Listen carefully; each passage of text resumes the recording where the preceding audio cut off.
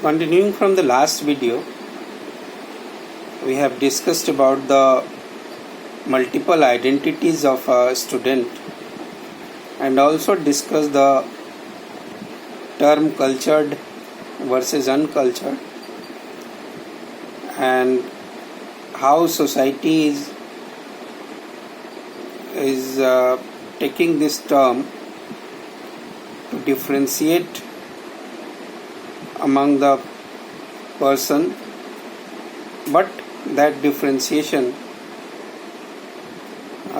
is not to say that someone is on higher level and someone is lower, but the dressing and speaking any language, any foreign language, even English and other things, is just a difference and may not be the criteria to put someone higher on the basis of that. तो ये हम लोग last class में देख चुके हैं. आज हम लोग बात कर रहे हैं अगर डाइवर्सिटी की और मल्टीकल्चरलिज्म, प्लूरलिज्म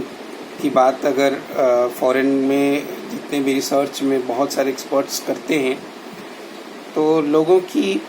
बात करते हुए हम लोग इस बात को न भूलें कि भारत सबसे ज़्यादा प्लूरल कंट्री अगर कहीं कंट्री कोई है तो वो भारत है. प्लूरलिज्म का सबसे अच्छा उदाहरण भारत है. अगर किसी भी डाइवर्सिटी की आप बात कर लें किसी भी क्षेत्र में, हमारे यहाँ जो कल्चर की डाइवर्सिटी देखने को मिलती है वो दूसरों के लिए उदाहरण है. और सबसे बड़ी बात जो सह अस्तित्व की भावना, कोई एग्जिस्टेंस दूसरों को सिखानी पड़ेगी. हमारे डीएनए में वो कोई एग्जिस्टेंस बसता है. So we are living with that value, that human value of को एग्जिस्टेंस. और डाइवर्सिटी को हमने जितने अच्छे अरसे से और शताब्दियों में जिस तरह से डाइवर्सिटी को जिया है, हजार साल से हम लोग विभिन्न तरह के विभिन्नताओं में भी एक साथ रहना, और जैसे हम लोग समाज में एक दूसरे के साथ व्यवहार कर पाते हैं, ये दूसरों के लिए सीखने की बात है. तो हम लोग डाइवर्सिटी पे वास्तव में एक शिक्षक को भी वो गुण इनकलकेट करना है और उस तरह के गुणों के साथ ही क्लास में जाना है. वास्तव में teaching for diversity, teaching with diversity का यही संदर्भ है. और एक डाइवर्स क्लासरूम और मल्टीकल्चरल क्लासरूम का में टीचर कैसे सब लोगों के साथ सारे डिफरेंसेस को एक साथ हैंडल कर पाता है और कैसे सब लोगों को बिना किसी भेदभाव के, बिना किसी बायसनेस, पक्षपात के वो सबको वो दर्जा दे पाता है कि वो कंफर्टेबल जोन ऑफ लर्निंग में रहें और अनकंफर्टेबल महसूस न करें. यही डाइवर्सिटी के साथ शिक्षण की बात है. तो डाइवर्सिटी के कितने फॉर्म हैं हमारे भारत में, ये साफ तौर पे देखने की बात है और हम लोग इसको जानते हैं. कास्ट की हम लोग बात करें तो कास्ट बाय बर्थ जो डाइवर्सिटी है उसको दिखाता है. जन्म के साथ जो जुड़ जाता है किसी भी इंडिविजुअल के साथ और वो उस कास्ट के साथ बड़ा होता है,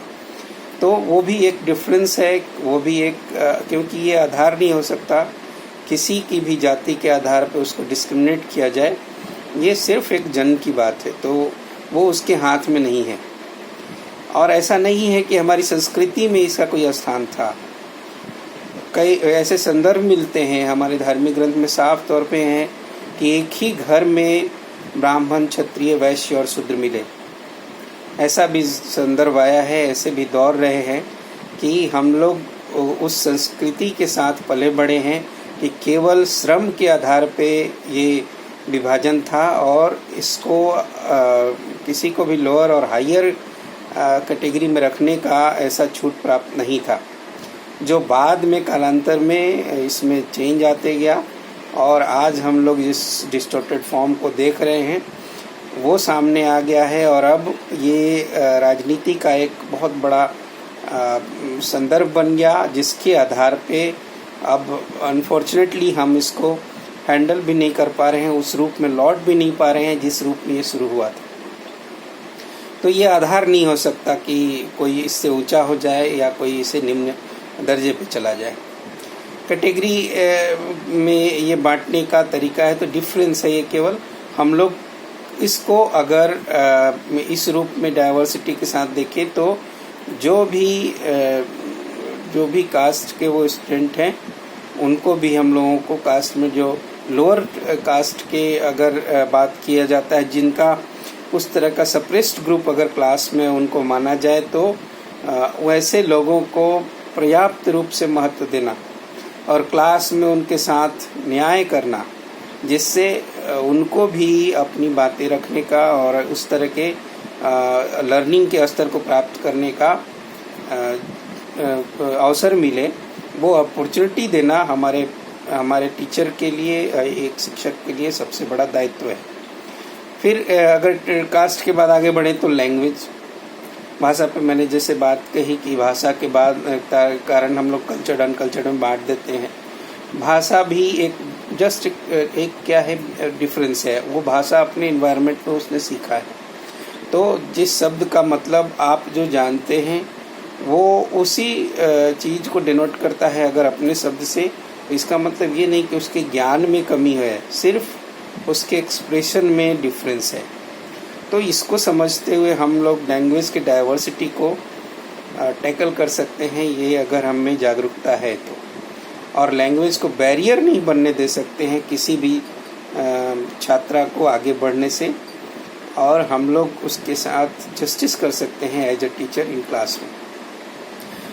हम लोग अगर बात करें जो यूनिवर्सल लेवल पे भी है, क्लास की बात होती है हैव्स और हैव नॉट्स में। जो मटेरियल कंपोनेंट की बात की थी कल्चर में हम लोगों ने लास्ट क्लास में, उसे फिर याद करें तो कैसे एक तरह से जिनके पास एक ऐसा तबका है जिनके पास अगर पावर रिसोर्सेज है और वो बेहतर है, तो स्टूडेंट के रूप में भी उनका क्लास में अलग तरह का अगर डोमिनेंस दिखता है तो इसको पहचानना भी शिक्षक का दायित्व है। और उस छात्रा के साथ, उस विद्यार्थी के साथ न्याय करना है जो उसके चलते, वो हैव नॉट की फीलिंग के चलते अगर कहीं से भी डिमोरलाइज हो रही हो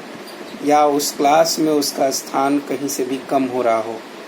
और उसको वो लर्निंग के कंफर्टेबल जोन में नहीं आ पा रही हो। अक्सर क्या होता है, टीचर शिक्षक इस बात को ना समझते हुए जो छात्रा है जो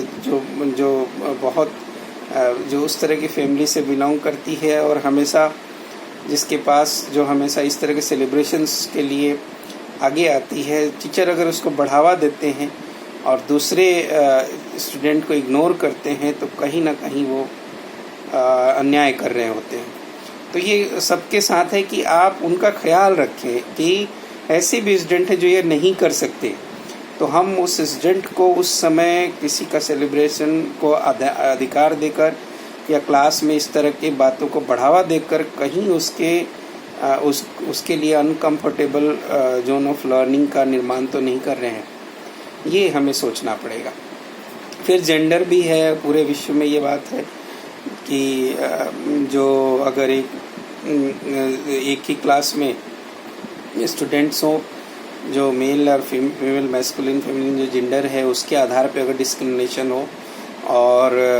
डोमिनेंट हो, अगर मेल का ज़्यादातर यही होता है कि जेंडर में जो सप्रेस्ड ग्रुप है वो फीमेल ग्रुप माना जाता है, जिसे आगे लाने की ज़रूरत है। हम लोगों को पढ़ाई में भी फैमिली में भी कई जगह देखने को मिलता है कि जो मेल होते हैं, जो बॉयज़ होते हैं, उन्हें आगे पढ़ने के लिए उनको अधिकार मिला होता है, उनको छूट मिली होती है, लेकिन जो गर्ल चाइल्ड होती है उसको कहीं ना कहीं रोका जाता है। तो इस तरह से वो डाइवर्सिटी वहाँ है जिसे टैकल करने की ज़रूरत है। क्लास में एक टीचर बराबर रूप से ध्यान देते हुए जो ज़्यादा सप्रेस्ड है उस ग्रुप को बहुत ज़्यादा अपॉर्चुनिटी देते हुए वो मेंटेन करने की, बैलेंस बनाने की कोशिश कर सकता है। कलर जो है वो डिफरेंस का अलग से डाइवर्सिटी का आधार बनता है कि वो रंग के आधार पे कहीं किसी के साथ डिस्क्रिमिनेशन ना हो रहा हो। कई लोग अगर ये प्रभाव शिक्षक पे पड़ जाए और इस तरह की भावना अगर वो नहीं समझ रहा है कि कोई इसके चलते सप्रेस्ड महसूस करे या इसके चलते वो डिप्राइव्ड हो क्लासरूम में, तो वो अपने क्लास को इस डाइवर्सिटी को देख नहीं पा रहा है, ये हमें मानना पड़ेगा। फिर रिलीजन जो है हमारा कॉमन डाइवर्सिटी का प्लेटफॉर्म है, जिसमें सब लोग हम लोग जानते हैं कि कई तरह के धर्म हमारे हैं। मुख्य अगर हम लोग कहें तो 8 तरह के मुख्य धर्म हमारी इंडिया में है और 4 तो इंडिया से ओरिजिनेट माने जा सकते हैं, जिसमें आप हिंदुइज़्म की बात करें तो भारत से निकला है, सिखिज़्म की बात करें बड़े बड़े धर्म में तो वो भारत से ओरिजिनेट हुआ है। बुद्धिज़्म और जैनिज़्म को भी हम लोग बर्थ प्लेस मान सकते हैं, क्योंकि मुख्य रूप से धर्म जहाँ से निकला वो स्थान भारत में है और ऐसे जन्म को लेकर कहा जाता है कि वो प्रदेश लुम्बिनी भी उस समय भारत में था। तो ये अलग अलग आधार हैं, लेकिन धर्म का जो प्रचार शुरू हुआ, धर्म की जो व्याख्या की जाती है वो महात्मा बुद्ध को भी यहीं से प्राप्त हुआ था। तो पूरी सम्मान के साथ हम लोग धर्म की बात करते हैं और भारत को एक तरह से ये भारत का सौभाग्य है कि ऐसे बड़े बड़े धर्म जिनका शिक्षण और जिनका संदेश और उनके टीचिंग्स जो हैं वो टीचिंग्स ऑफ बुद्धा जो पूरे विश्व के लिए एक तरह से आधार हैं, विश्व को शांति प्रदान करने का आधार माने जाते हैं। वैसे ही हिंदुइज़्म का जो सबसे बड़ा जिनका रिटन कहा जाता है कि वो रिटन ना होते हुए भी जो आज कहा जाएगा कि जितने भी धर्म ग्रंथ हों दूसरे धर्म के, उनसे 10 गुना ज़्यादा हमारा जो हिंदुइज़्म का धर्म ग्रंथ है, उनकी ऋचाएँ हैं, जो मंत्र हैं, वो सब 10 टाइम्स लार्जर हैं, लगभग उससे भी ज़्यादा। और लिखा ना होने के बाद भी, जब सुविधाएं लिखने की नहीं थी तो भी वो बहुत माने लोग कहते हैं कि कुछ हो सकता है प्रिजर्व, लेकिन लगभग इसके बाद भी इतना बड़ा होने से लगता है कि वो ओरल ट्रांसमिशन से ही प्रिजर्व हो गया। तो श्रुति के माध्यम से वो धर्म हमारा आज तक चलता रहा और एक बड़े भूभाग में पूरे विश्व में कहा जाएगा कि आज इस धर्म की मान्यता और जो वसुधैव कुटुंबकम की हम लोग बात करते हैं और डाइवर्सिटी की जो सबसे अच्छी व्याख्या कर सकता है वो सारे इस धर्म के मूल में हैं। तो हम लोग इस ऐसे सारे धर्म की बात करें या जो हम लोग बात करते हैं गुरु नानक देव जी की, उनके टीचिंग्स की बात करते हैं, तो सब धर्मों ने जो सिखाया है, जिस तरह से मिलकर रहने की बात हम लोगों ने सीखी है, और बाकी सारे धर्म जो कहीं और से भी ओरिजिनेट हुए, लेकिन आज इस्लाम हो या क्रिश्चियनिटी हो या फिर हम लोग बात करें अगर तो दूसरे धर्म में भी बाकी सारी मान्यताएं भी हैं। बहुत सारी मान्यताओं के साथ हम लोगों को रहना आता है और हम सबके साथ वहाबिज़्म की बात करें या फिर दूसरे भी मान्यताएं वाले लोग हम लोगों के साथ बहुत अच्छे से मिलकर रह पाते हैं और हमें कहीं से भी किसी के साथ प्रेशर का या दबाव महसूस हम नहीं करते। हमारे संस्कृति में इतनी ज़्यादा मूलभूत रूप से वो एक तरह से इतना मजबूत आधार स्तंभ रखा गया है इस संस्कृति में कि वो वसुधैव कुटुंबकम मतलब अपने संसार को कुटुंब, संसार को परिवार समझे। तो इस तरह की भावना ही डाइवर्सिटी का मुख्य आधार है। तो ऐसे धार्मिक विभिन्नताओं वाले इस देश में हम लोग अगर डाइवर्सिटी रिलीजन की बात करें तो क्लासरूम में भी टीचर इस रिलीजन की डाइवर्सिटी को, रिलीजियस डाइवर्सिटी को समझ सकता है।